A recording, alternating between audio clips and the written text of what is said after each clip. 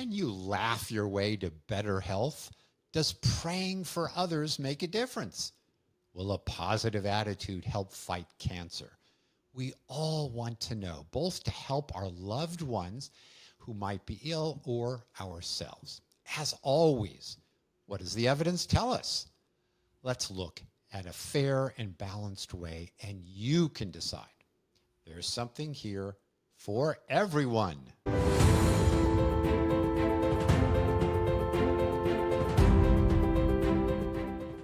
Welcome, my dear listeners, to episode 51. Can thinking positively cure disease? Last episode, I shared my dear wife Gail's cancer journey. And we've heard many very lovely words shared with us. Things like, I'll pray for you. To Gail, your positive spirit will beat the cancer. Now, this sounds really good. But, as you might guess, I asked the question, is there any evidence? And that's the topic we're going to explore today. Gail has a remarkably positive attitude.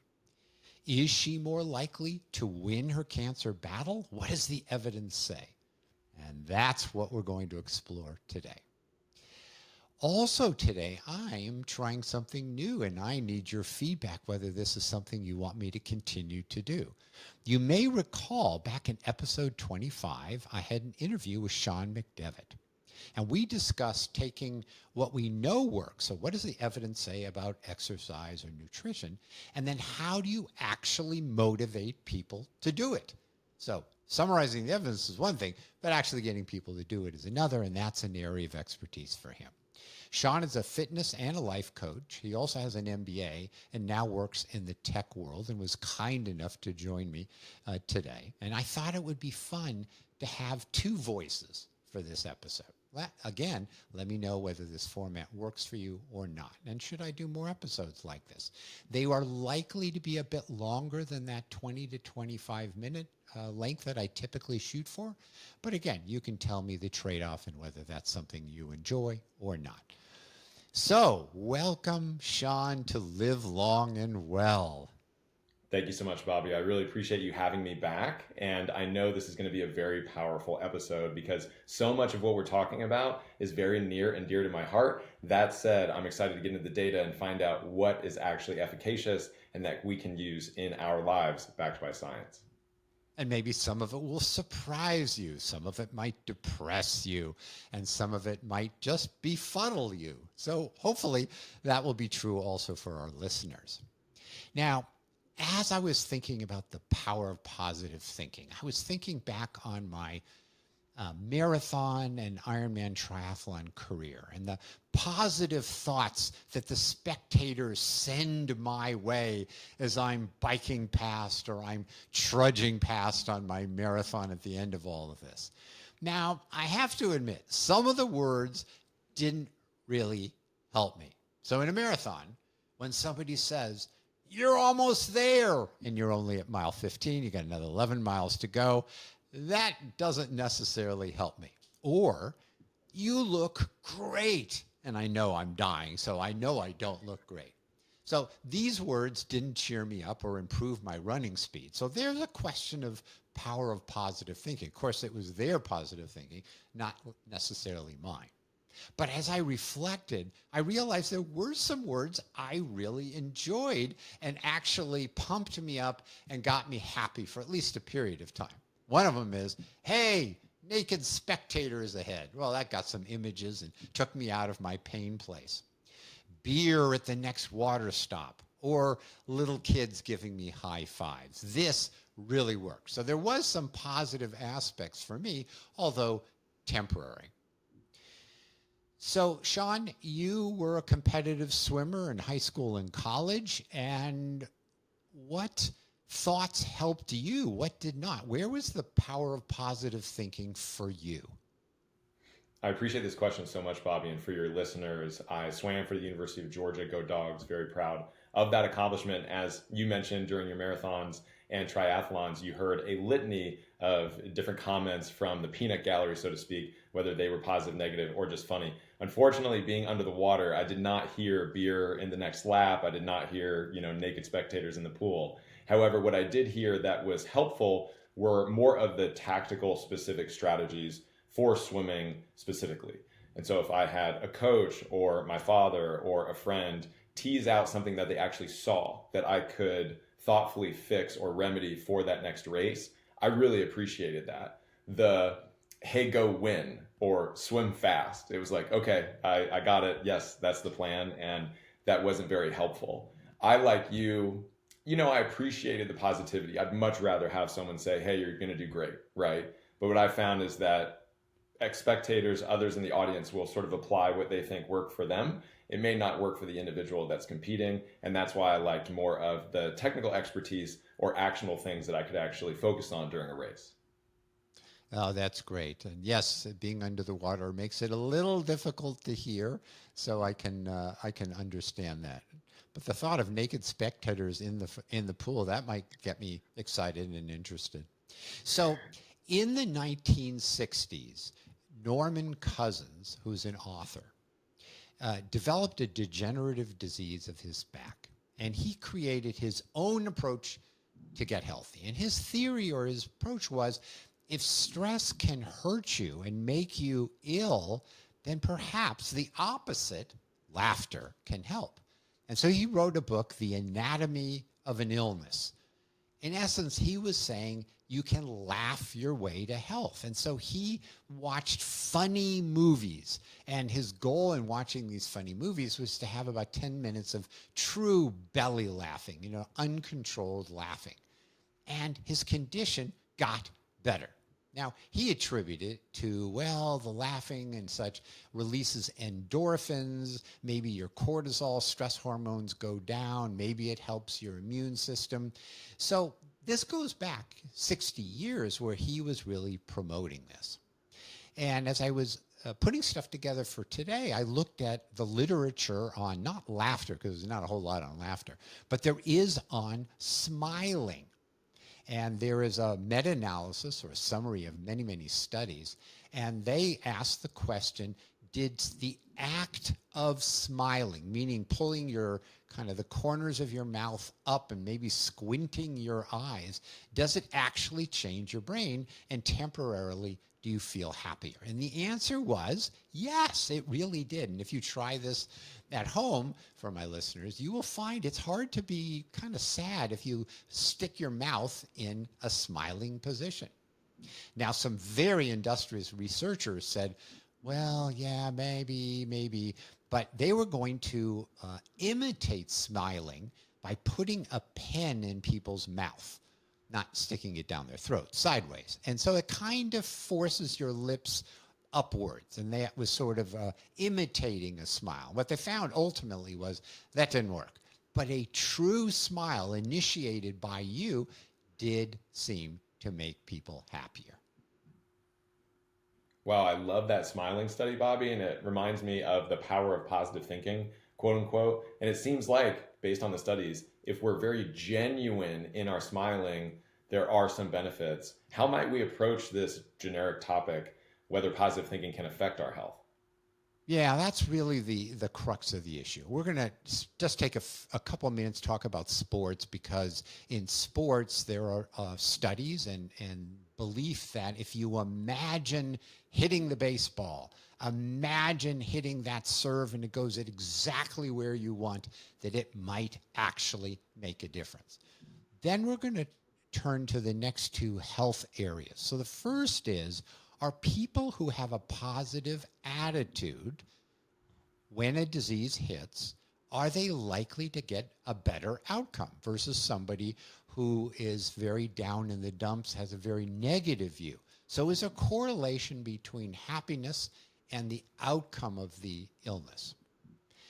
Then the third part, which I think in many respects is the most critical one, is, maybe you don't generally have a positive attitude, or maybe, with this illness that just beset you, you're not feeling very upbeat. So now the question is, if there was a way to change your attitude, get you in a more positive space, would that change the outcome of your disease. And that's really, really critical.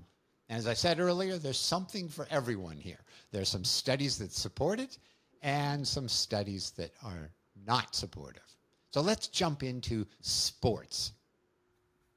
I appreciate you mentioning the sports component, Bobby, because as you can imagine, in my high school and collegiate swimming careers, I've been around many athletes who visualize success.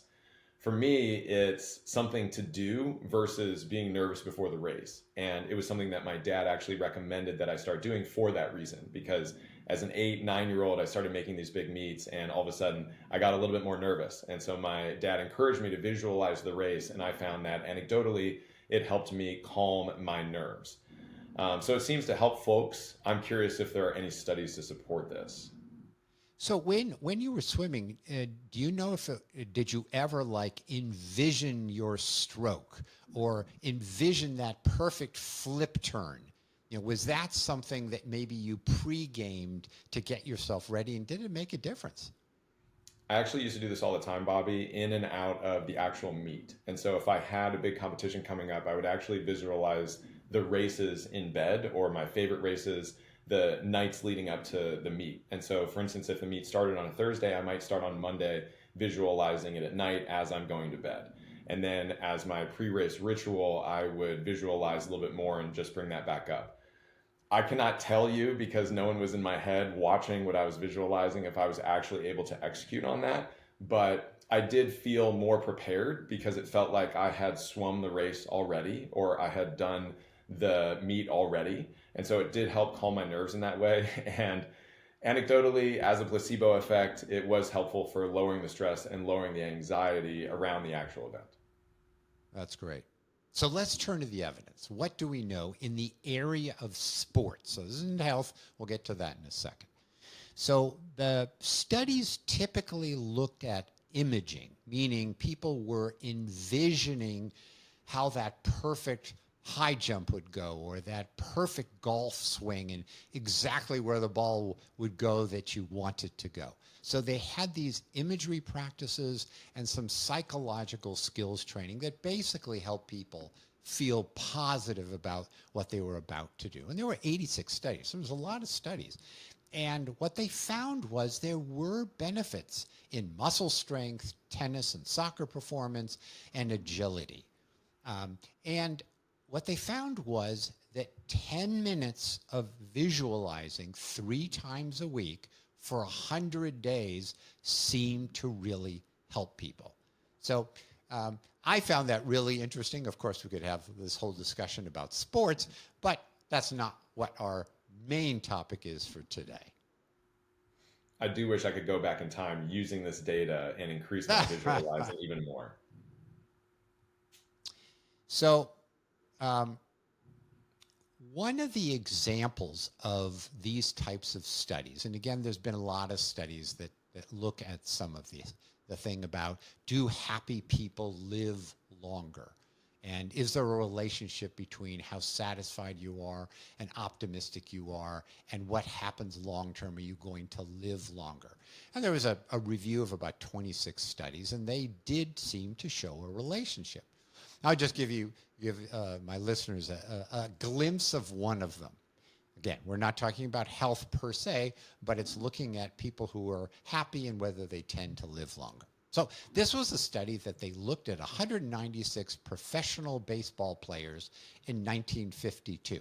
Now, they had pictures of them, and they rated the pictures as to how happy they looked. And then they figured out how long they were going to live.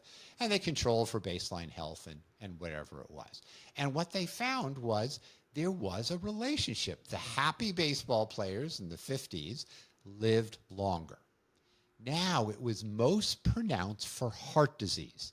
It didn't correlate as strongly for cancer or some other things, but for heart disease, and we're going to come back to that. Now, obviously, that's not causality, but that's at least a kind of a hint on where we may be going. That's a fun study, Bobby. Things that make you go, Are there any studies that look at particular diseases? Yeah, and I wanted to sort of break this down into areas. So in the heart, there's been a lot of studies, and they found that If you're optimistic at the beginning of the illness, it was associated with a 35% lower risk of cardiac events. Could have been a heart attack and such, and a 15% lower all-cause mortality. So in the area of heart, there's evidence that being happy at baseline made a difference. They also looked at people who were having bypass surgery, which is a big operation on your heart. And they asked the question, who was, calm and happy and optimistic and upbeat versus not, and who did better. And they looked at people at 6 months later, and their quality of life for those people who were in the happy place at the beginning was much better, and their recovery went smoother. Now, you might ask, of course, and should ask, well, how can this occur? Can we actually believe this? Now, if you're a believer in the power of positive thinking, you may say, well, negative feelings may affect our hormone levels, like cortisol, some other things, and that could affect cardiovascular disease or other outcomes. Or you can take the cynical view. Perhaps the people that were positive felt more energetic and worked harder. So if they were supposed to get exercise after their heart attack and they were in a positive place, they were more likely to do it, perhaps. So again, this was an observational study, and that's what we learned. And for heart, there is some promising evidence. As we break down these particular diseases, Bobby, I imagine it's top of mind for your listeners, given the last episode. I'm curious about cancer. Any information there? Yes, and at the outset of this, I said, yes, well, Gail's got a positive attitude. Maybe that's going to make all the difference in the world, and I hope so. So it's a mixed picture in the area of cancer. There is a meta-analysis of 165 studies, and they looked at stressful life experiences. And people who had stressful life experiences had a lower cancer survival rate. But there's a lot of questions about the validity of some of the studies and all. So that one's not quite so clear. Right? Another large summary of studies looked at coping styles and cancer survival. And here they said there's little consistent evidence that the coping style played an important part. Now, this is an interesting kind of double-edged sword. On the one hand, you'd like to think, well, if I adopt a positive attitude, I'm going to beat this cancer. But imagine you're so worn out from the disease and the chemotherapy and the radiation therapy, you just don't have that fighting spirit. And so you may feel guilty, like, well, if only I could be positive, I'd beat the cancer. So actually, by telling patients it may not make a difference, it takes some of the emotion and guilt out of the equation. There was an actual study that looked at early stage breast cancer about whether fighting spirit mattered. It didn't really make a difference. So again, a couple of things to, give us pause. Now, why might people who have a positive attitude look to do better in some of these studies? Well, if you're financially more well off and you have social resources to support you, you may be in a more positive place in your life. And you may do better with the disease, but it might not do to the positive attitude. It might have to do with the financial resources and other kinds of things. So it's a little circular in reasoning, and so we really don't know ultimately the answer on this one. Yeah, it seems like we have mixed reviews, and there's bad news and a good news story here for cancer specifically. I think it is, and just to reaffirm that, I think it's very positive to say to people, oh, you're going to fight this thing. And that's great if you're a fighter. But if you're not a fighter, take the guilt off, because the studies don't say it makes a difference. If you're in a positive place, that's just fantastic. You'll feel better about the whole where you are in your life. But if you don't feel that fighting spirit, it's okay, and your outcome is likely to be just the same. So it seems like if one has a positive attitude, they might be able to improve their disease outcomes. But if they don't necessarily have an extremely positive outlook, what do we do then? Can you do something to create that, to get that positive attitude, and would that actually help? Yeah, and that's really the crux of the issue is if we work with folks and help them to be more positive, could be, cognitive behavioral therapy, it could be mantras, it could be journaling, it could be any of a number of things. The question is, if we did that and we help people along that path, would it make a difference? And there is some good news here. So in the heart area, which again, remember I mentioned that in the heart area, having positive outlooks seem to correlate with living longer and doing better. But when they actually intervened and taught people optimism training, many of their cardiac markers, blood markers, things about their heart got better. Now that's exciting. But what about immune function? Does a positive attitude help there? Again, there were 56 studies over 4,000 patients, and they looked at various blood markers, cell counts and inflammatory blood markers. And they found that those interventions that help people be positive, all of a sudden their inflammation markers did get better. And I'll have some of the links in the show notes because some of you may be wondering, how is this possible? For multiple sclerosis, it was a tiny study. There were only 35 people, but they did mindfulness and positive training. And what they found is the group that had that had an improvement in walking distance because MS patients find it sometimes very difficult to walk any length of time. In cancer, it's again, once more, it's a bit more mixed. But there was a study in breast cancer, and they had some strategies to help people reduce stress, improve their mood, and such. And the recurrence rate seemed to be lower in the people who underwent that training. So it's a mixed message, but I'm cautiously optimistic. I'm going to adopt a positive attitude about all of this. I love it. I'm curious, Bobby, are there any other areas of the mind body that maybe we should focus on and discuss? So one of the things that I mentioned at the outset was all the wonderful people who said, I will pray for you. And it definitely felt good to know people cared and that they would be with us along this journey. But then the question is, again, is there any evidence that prayer for someone else, and this isn't prayer for yourself, it's prayer for someone else, improves survival? So they took in this randomized trial 800 people that were in the ICU. And at discharge, they had half of the people get intercessory prayer. So that's prayer by somebody else. And there were 5 people that prayed for you on a weekly basis. So we're getting heavy-duty prayer for you. And then there was the control group that didn't have the prayer. And they followed them for about 6 months. And they looked at death and hospital readmissions, need to go back to the emergency department. And there was no difference in outcome. Now, if people think you're praying for them, are you going to feel better about the whole thing? Sure, why not? But will it change the outcome of an illness? The data don't really support that. But I suspect if you enjoy prayer and it makes you and the other party feel better, then by all means, that's the way to go. So, Sean, before I wrap up, any sort of points that you want to think about?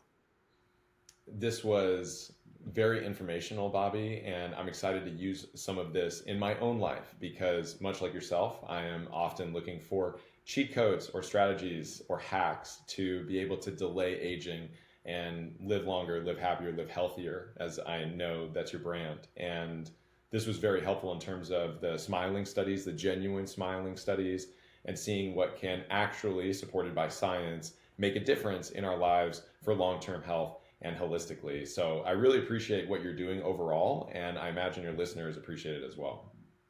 Well, thank you. It's been great to have you here. And by all means, let me know, my listeners, whether you like the back and forth approach and whether we should continue to do this. Well, let's wrap up. The topic of power of positive thinking with respect to our health is really important.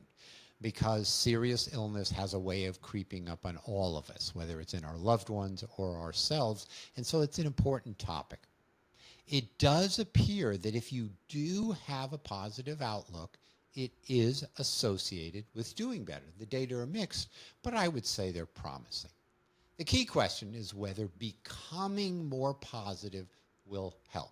Now, the jury's out. For some diseases, it appeared some of the blood markers got better, and for cancer and some of the others, maybe not so much.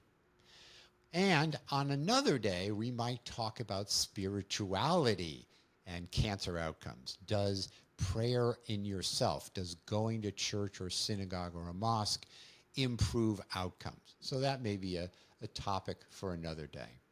As always, I hope that you live long and well, and when you have a positive attitude, that's delightful. I know Gail has a positive outlook. I hope it helps her. It clearly brightens up everyone around here and me. Sean, thank you for joining us, and I look forward to more discussions together. Thank you so much for having me.